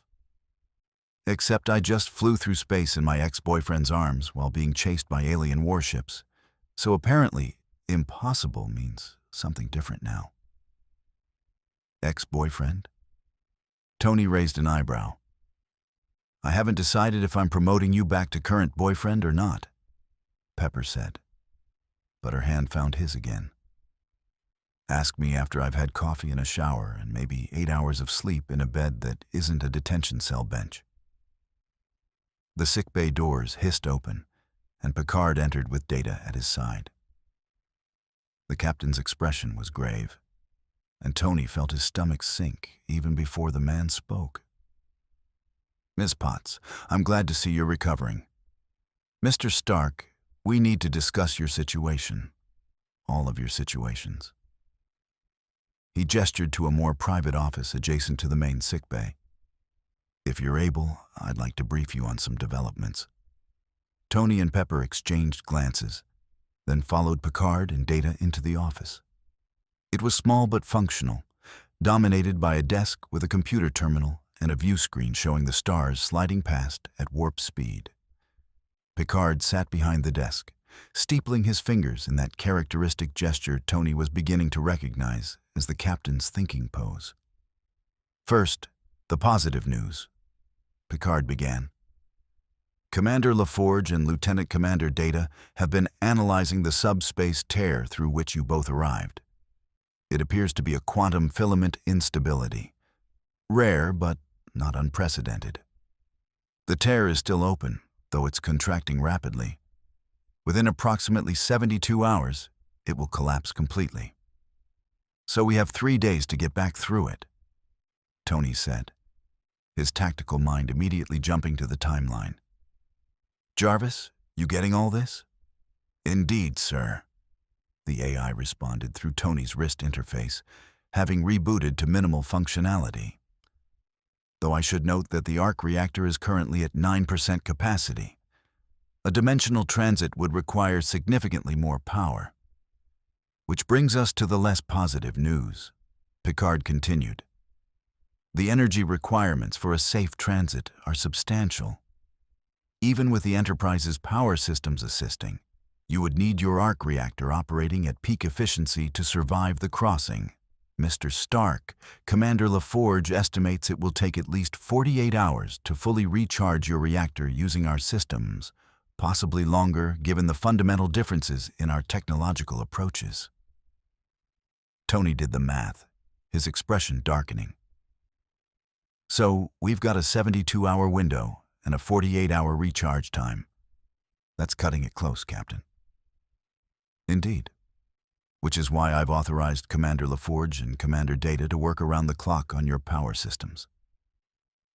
Picard's gaze shifted to Pepper. However, there is another complication. Ms. Potts, the Romulans now know you exist. They know you possess knowledge of advanced technology from another universe, and Commander Sella is not known for accepting defeat gracefully. You think they'll come after me again? Pepper said flatly. I think they will make every effort to recapture you before you leave our universe, Picard confirmed. The Tal Shiar views you as an intelligence asset, and they have demonstrated considerable persistence in such matters. We've increased our defensive posture, but the Enterprise cannot remain in this region indefinitely. We have scheduled patrol routes, other obligations. Tony's hands clenched. So, what you're saying is, we're on a clock, we're stuck here until my armor recharges, and we've got hostile intelligence operatives who want to kidnap Pepper again. Great. Just great. Actually, sir, Data interjected, his golden eyes focusing on Tony with that peculiar intensity. There may be an additional option. While monitoring the subspace tear, I detected unusual quantum fluctuations that suggest the tear is not naturally occurring. Something created it. A directed energy beam of extraordinary power, fired from within your universe and punching through the dimensional membrane. Tony and Pepper exchanged glances. The quantum communications array, Pepper breathed. Tony, we were testing the entanglement protocols when the breach opened. What if the array didn't just detect the anomaly? What if it created it? That would explain why your distress signal was encoded with Stark Industries protocols, Data said. If your communications array inadvertently weaponized quantum entanglement, it may have torn through dimensional boundaries as a side effect. Which means someone on our side might still have the equipment to open another breach, Tony finished, his mind racing through the implications. Jarvis, is the Malibu lab still operational? I have no way of determining that, sir, given our dimensional displacement. However, if the quantum array remains intact, and if someone with sufficient technical knowledge were to attempt to replicate the original test parameters, they might be able to continue 27 Novto punch through from the other side, Tony said, excitement building despite the exhaustion. Captain, if we could communicate with my universe, if we could coordinate a dual-sided approach to stabilizing the tear, we would significantly increase your chances of a successful transit, Picard agreed. However, cross-dimensional communication is highly theoretical, even by our standards. Mr. Data, is such a thing possible? Data tilted his head, running calculations at speeds that made even Jarvis look slow. Theoretically, yes. If we could establish a subspace carrier wave modulated to match the quantum harmonics of the dimensional boundary, we might be able to transmit a simple message. However, the power requirements would be substantial, and there is no guarantee anyone in Mr. Stark's universe would be listening on the correct frequencies. But it's a chance, Pepper said, leaning forward. Tony, who would be looking for us? Who has access to the Malibu lab? Happy, Tony said immediately, referring to Happy Hogan, his head of security and one of his oldest friends. And possibly Banner, if he's around. Bruce understands quantum mechanics better than anyone I know, except maybe Strange. And Strange deals in dimensional, continued 27 Nov magic. So he'd definitely notice a hole in reality. Tony's expression shifted to something more vulnerable. And the others, the Avengers, they wouldn't just give up if both of us disappeared. Then we have assets on the other side, Picard said decisively. Mr. Data, work with Mr. Stark and Jarvis to compose a message. Keep it brief. The longer the transmission window, the more power we'll require, and the greater the risk of detection by Romulan sensors. They will certainly be monitoring our communications. He stood. Every inch the commander who'd made impossible decisions looked routine. We'll give you your best chance at getting home, Mr. Stark. But you need to understand, if the Romulans make another attempt on Miss Potts before the 72-hour window closes, I may not be able to protect you without sparking the very war I've spent my career trying to prevent. Understood, Tony said grimly. And Captain, thank you for everything. I know I haven't made this easy. Picard's expression softened slightly. Mr. Stark, I have spent decades in Starfleet learning that the right thing is rarely the easy thing. You crossed an unknown universe to rescue someone you love. That is not something I would ever discourage, even when it creates complications. He moved toward the door, then paused. Besides, in my experience, the best of humanity emerges when we're fighting for something larger than ourselves. Your universe clearly values that quality as much as ours does. After Picard and Data departed to begin work on the cross-dimensional communication protocols, Tony and Pepper sat in the quiet of the office, the weight of everything finally settling over them. Dr. Crusher had tactfully retreated to give them privacy, though her instructions for rest and hydration hung in the air like a prescription neither of them would follow. 72 hours, Pepper said quietly, staring at the view screen where stars streaked past in elongated lines of light. The visual signature of faster-than-light travel that should be impossible, but wasn't. 3 days to get home, or we're stuck here forever. In a universe where money doesn't exist and humanity has apparently achieved some kind of post-scarcity utopia. She turned to Tony, and there was something complicated in her expression. Exhaustion, wonder, fear, and underneath it all, the steel that made her who she was. Is it wrong that part of me finds that incredibly appealing? Tony understood what she wasn't saying. A universe without Thanos looming in the background. Without the constant threat of world-ending crises.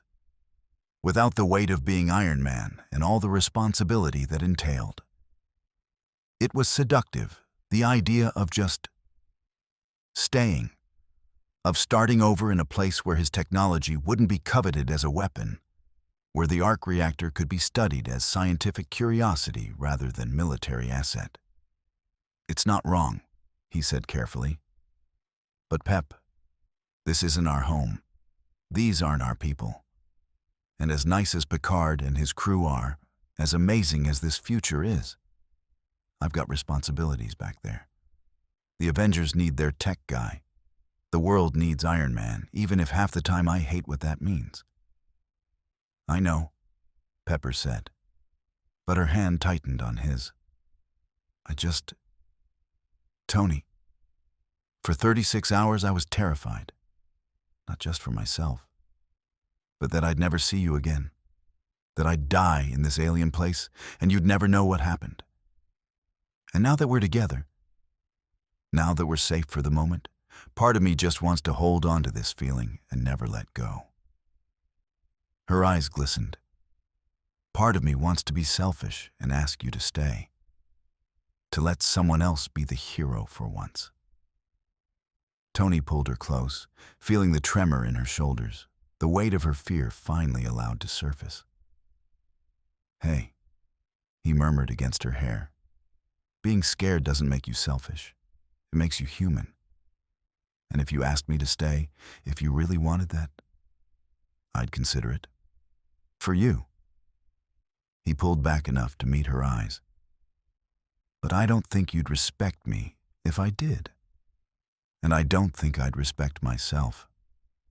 We didn't build Stark Industries by running from hard problems. We didn't survive everything we've survived by taking the easy way out." "I know," she whispered.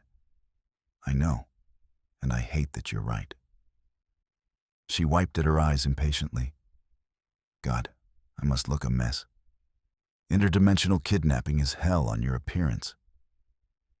"You look beautiful," Tony said honestly. "You always do. Even covered in alien detention cell grime and facing down hostile intelligence operatives, you're the most beautiful thing in any universe." "That's the exhaustion talking," Pepper said. But she was smiling now. Fragile but real. Or possibly a concussion. Dr. Crusher should probably check you for head trauma. Jarvis already did. I'm fine. Well, fine by my standards, which admittedly are pretty low. He stood, offering his hand. "Come on. Let's find you quarters where you can shower and sleep. Doctor's orders, remember? And I need to work with data on that message to our universe. If we're going home, we need to coordinate with whoever's looking for us on the other side." They found Dr. Crusher in the main sickbay, treating a young ensign who'd apparently burned his hand on a plasma conduit during routine maintenance. The doctor glanced up as they emerged from the office, her practiced eye immediately assessing their emotional states, along with their physical ones. "Rest and recuperation," she said firmly, forestalling any protests. "Both of you. Ms. Potts, I'm assigning you guest quarters on Deck 8. They're comfortable, private, and have a replicator so you can get clean clothes and proper meals. Mr. Stark, your armor is being worked on in engineering, but you need sleep as much as she does. I'm sure Captain Picard can have quarters prepared for you as well." "Actually," Tony said, "I should be in engineering with LaForge and Data. The arc reactor is my design. I can help optimize the recharge process." Dr. Crusher fixed him with a look that reminded Tony forcefully of every stern medical professional who'd ever tried to make him follow orders. "Mr. Stark, you've crossed dimensional barriers, engaged in combat with hostile forces, and operated under extreme stress for over 40 hours. Your combat armor may run on an arc reactor, but you run on caffeine and stubbornness, and both of those have limits. You will rest for at least 6 hours before returning to work, or I will sedate you and you'll rest for 12. Your choice." Tony opened his mouth to argue, caught Pepper's warning look, and wisely closed it again. 6 hours? Fine. But then I'm back in engineering, and no one argues. "Agreed," Dr. Crusher said, already tapping her comm badge. "Crusher to bridge. Captain, our guests need quarters. Can you arrange accommodations?" Picard's voice came back immediately. "Of course, Doctor. I'll have guest quarters prepared adjacent to each other on Deck 8. Mr. Stark, Ms. Potts, someone will escort you shortly." The someone turned out to be a young lieutenant with friendly eyes and the kind of eager professionalism that reminded Tony of Peter Parker. All enthusiasm and competence mixed with genuine desire to help. He led them through the Enterprise's corridors, pointing out the ship's various amenities with the pride of someone who loved serving aboard the Federation flagship. "The replicators in your quarters can provide almost anything you need," he explained as they walked. "Food, clothing, basic amenities. Just speak your request clearly, and the computer will synthesize it. If you need anything else, there's a comm panel in each room. Just press the button and someone will respond. The guest quarters were surprisingly spacious, each with a main living area, a bedroom, and a bathroom that featured what Tony could only describe as a sonic shower. Apparently, water wasn't the only way to get clean in the 24th century. The furnishings were tasteful and comfortable. The windows offered a view of the stars, and the replicator panel was integrated seamlessly into the wall. "Your quarters are right next door," the lieutenant said to Tony, gesturing to the adjacent entrance. "If you need anything at all, just let us know. Welcome aboard the Enterprise." After he left, Tony and Pepper stood in the doorway between their quarters, neither quite ready to separate, despite the exhaustion pulling at them both. "Tony," Pepper said quietly, "when we get home, if we get home, we need to talk about us, about what we're doing, about whether this life is sustainable." "I know," Tony said. "We will, I promise. But Pep, for what it's worth, I'm glad it was you. I'm glad that if I had to cross universes, if I had to pull off an impossible rescue, it was for you. You're worth it. You've always been worth it." She kissed him then, soft and sweet and tasting of relief and homecoming, despite being impossibly far from home. When they broke apart, she was smiling. "Go rest, Tony. Let these people help us. We'll get through this the way we get through everything. Together, one impossible problem at a time." Tony watched her retreat into her quarters, the door sliding shut with a soft hiss, then entered his own room. The bed looked impossibly inviting, the covers turned down by some thoughtful crew member. He thought about the arc reactor in engineering, about the message to his universe, about the 72-hour deadline, and the Romulans plotting somewhere across the neutral zone. But Dr. Crusher was right. He needed rest. Even Iron Man had limits. He collapsed onto the bed without bothering to undress, and sleep claimed him within seconds. When he woke 6 hours later, his internal clock precise despite the dimensional displacement, Jarvis informed him that Data and Geordi had made significant progress on both the reactor recharge and the cross-dimensional communication array. Tony showered quickly in the sonic shower, weird but effective, replicated a fresh set of clothes that approximated his usual style, and headed for engineering with renewed determination. The Enterprise hummed around him with purposeful energy, crew members going about their duties with the practiced efficiency of a well-oiled machine. Tony passed a dozen different species in the corridors. Humans, yes, but also Vulcans with their pointed ears and logical expressions, an Andorian with blue skin and antennae, several others he couldn't immediately identify. It was a stark reminder that this universe was bigger, more diverse, more impossibly vast than anything his world had achieved. Engineering was organized chaos when he arrived. Geordi stood at the Master Systems display coordinating power distribution, while Data worked at a specialized station they'd apparently constructed specifically for Tony's arc reactor. The reactor itself sat in a containment field, connected to the Enterprise's power grid via a web of cables and jury-rigged interfaces that made Tony's engineering heart sing with appreciation. These people knew what they were doing. "Mr. Stark," Data greeted him without looking up, his fingers flying across the controls. "You are awake precisely 6 hours after Dr. Crusher's recommended rest period. Punctuality is an admirable trait." "Can't keep the doctor waiting," Tony said, moving to examine their work. "Talk to me, Data. What's the status?" "Your arc reactor is currently at 42% capacity and charging steadily," Data reported. "Commander LaForge and I have established a power transfer protocol that accounts for the fundamental differences between your fusion technology and our matter-antimatter systems. The process is slower than optimal, but stable.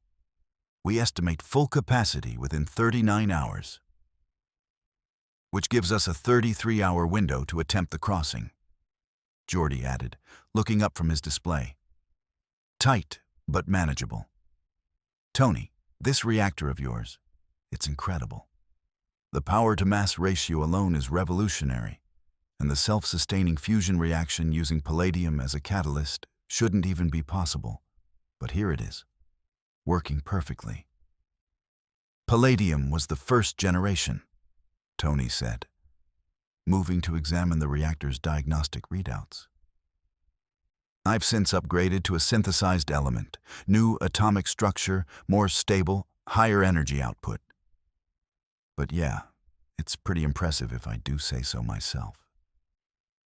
He studied the charging curves, running mental calculations. Can we push it harder? Increase the transfer rate? We could, Data said carefully, but it would risk destabilizing the containment field.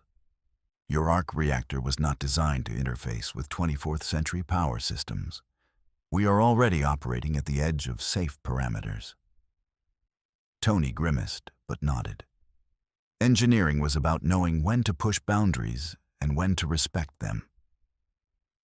Okay, we go with your timeline. What about the cross-dimensional communication? Data's expression, as much as an android could have an expression, brightened with what looked like excitement. That has proven more successful than anticipated. We have modified the Enterprise's main deflector dish to emit a subspace carrier wave modulated to the quantum harmonics of the dimensional tear. The signal should be detectable by any sufficiently advanced receiver in your universe, particularly if they are actively searching for quantum anomalies. He brought up a holographic display showing a waveform Tony recognized, quantum entanglement patterns similar to those his communications array generated. We can transmit approximately 15 seconds of data before the power requirements become prohibitive. I recommend a simple text message with your coordinates and a time window for the dimensional transit. Any additional complexity risks garbling the transmission. 15 seconds, Tony murmured, composing the message in his head. Okay, how about this? Tony and Pepper alive, alternate dimension. Coordinate quantum bridge from Malibu Lab, 72 hours from transmission. Same parameters as original test. Stark out. Concise and informative. Data approved. Jarvis, can you verify these parameters are sufficient for someone in your universe to replicate the dimensional breach? If Dr. Banner or Happy Hogan are monitoring the lab equipment, yes. Jarvis replied through Tony's wrist interface. The original test parameters are logged in the quantum array's memory. They would simply need to amplify the power output and retarget the beam at the existing tear's coordinates. Then we transmit immediately, Geordi said. The sooner your people know you're alive and have a plan, the better chance they can coordinate from their side. They worked for the next hour refining the transmission protocols, calibrating the deflector dish, and ensuring the message would pierce the dimensional barrier without destabilizing it further. Tony watched these officers work, Data with his superhuman precision, Geordi with his intuitive engineering genius, and felt a profound respect for what Starfleet represented. These weren't just technicians following orders. They were explorers, problem solvers, people who genuinely wanted to help despite the complications and risks. Finally, everything was ready. Captain, Geordi said into his comm badge, we're prepared to attempt the cross-dimensional transmission. Proceed, Commander. Picard's voice came back. All hands, this is the captain. We are attempting an experimental subspace transmission. Maintain stations and monitor for any unusual readings. Data's fingers poised over the control interface. Initiating transmission in 3, 2, 1, mark. The Enterprise's deflector dish flared with energy. a beam of coherent subspace radiation lancing out toward the coordinates where the dimensional tear existed. Tony's message, compressed and encoded, rode that beam across the gulf between universes, a desperate hope that someone on the other side was listening. For 15 seconds, engineering held its breath. Then the transmission ended, the deflector dish powering down, and they were left with silence and uncertainty. Did it work? Tony asked, hating how much his voice betrayed his hope. The transmission was successful in that it reached the dimensional boundary, Data said carefully. Whether it successfully penetrated to your universe, and whether anyone received it, I cannot determine from this side. We will simply have to trust that if your colleagues are searching for you, they will find the message, no? Tony nodded slowly, accepting the uncertainty because there was no other choice. Somewhere across an impossible distance, in a universe that felt increasingly far away, Happy or Bruce or maybe even Steve Rogers might be hearing his voice, getting the coordinates, preparing to punch through from the other side.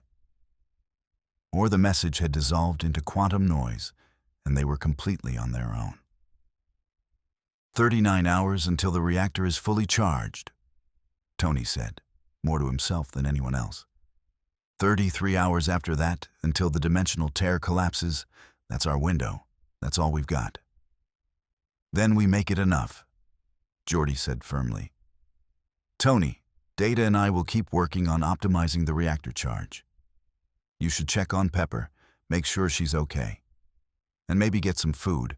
I noticed you skipped lunch. Tony realized he was starving. Yeah, okay. But you'll call me if anything changes. Immediately, Data promised. Tony made his way to Deck 8, finding Pepper's quarters and pressing the door chime. She answered quickly, looking considerably better than she had hours before. Showered, wearing replicated clothes that approximated her usual professional style, her red hair clean and shining. Hey, Tony said. Thought we could grab dinner. The Enterprise has this room called 10 Forward, observation lounge, good food, apparently impressive views. Interested? Pepper smiled, the first genuine, relaxed smile he'd seen since finding her in that detention cell. A date? In an alternate universe, aboard a 24th century starship. Tony Stark, you certainly know how to show a girl an interesting time. I try, Tony said, offering his arm. They walked to 10 Forward together, and for a few precious moments, Tony let himself forget about dimensional tears and Romulan threats and impossible deadlines. He focused on Pepper's hand in his, the warmth of her presence, the simple miracle of having found her across the vastness of space and time. Whatever came next, they'd face it together. That was enough.